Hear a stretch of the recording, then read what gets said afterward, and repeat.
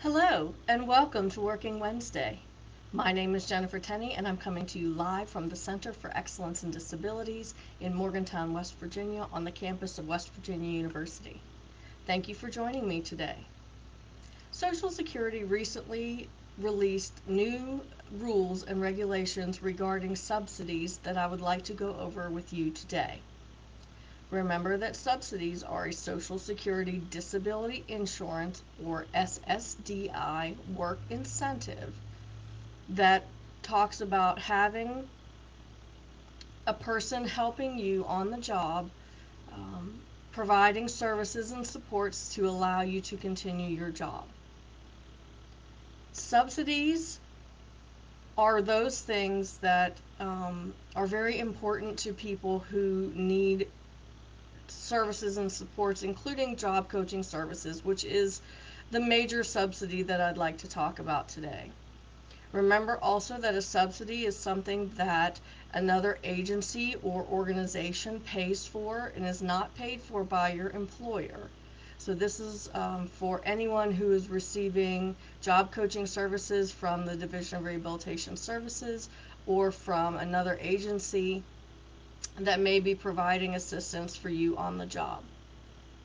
Previously, the rule for subsidies and special condition subsidies was that if you had a job coach, for every hour that you had a job coach on the job with you, that hour of work did not count towards Social Security determining whether or not you earned substantial gainful activity for the month, which in 2020 is $1,260 gross wages per calendar month. The new rule states similarly that if you have a job coach on the job with you,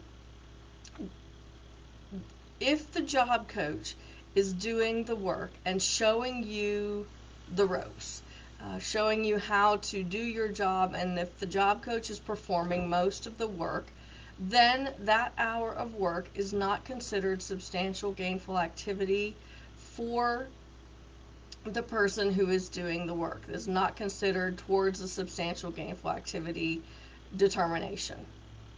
However, if you have a job coach on the job with you and you are doing most of the work and the job coach is simply there to make sure that you stay on task and that you are able to complete the projects and assignments that you have, then that hour of work will now count towards an SGA decision.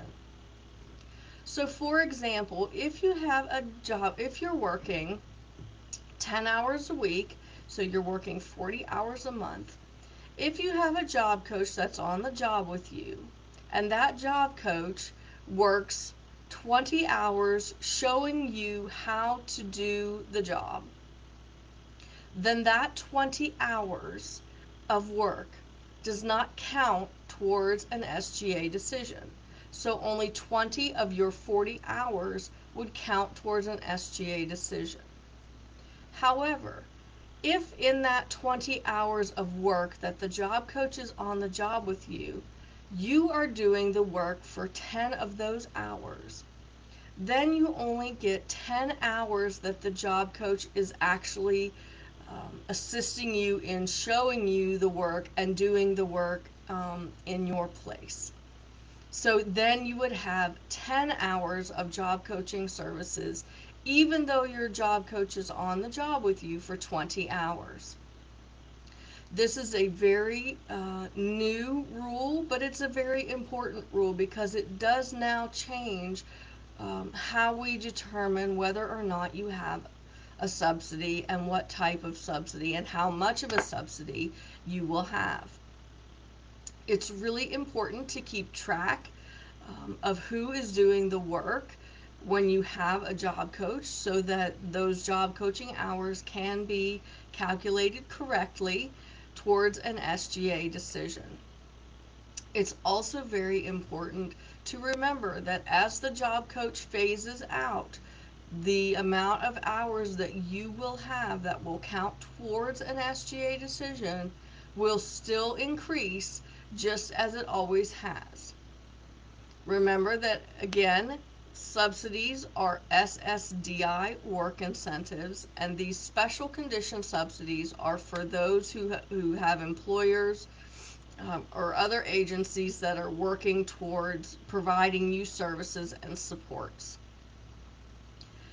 This new rule goes into effect immediately, so we want to make sure that when you are counting your job coaching hours, you are now no longer counting all of the job coaching hours that the job coach is on the job with you. Rather, only the hours that the job coach is actually performing the work that you would be doing should you not have a job coach at all.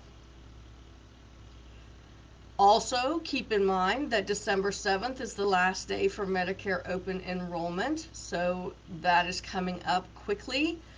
If you are in Medicare with Social Security disability insurance, now is the time to switch your Medicare Advantage plans and your Medicare prescription drug plans. If you wish to do so, you have until December 7th to do so. Finally, I'd like to wish all the veterans a happy Veterans Day and thank them for their service. Please join me next month as we continue to talk about services and supports for those who are receiving Social Security disability benefits. If you have any questions regarding the new rules for subsidy or any questions regarding Social Security work incentives, please feel free to contact the WIPA program here at the Center for Excellence in Disabilities at 304-293-4692. We are always happy and waiting and willing to help you determine what work incentives will work best for you when returning to work or going to work for the first time. Thank you again, and I'll see you next month.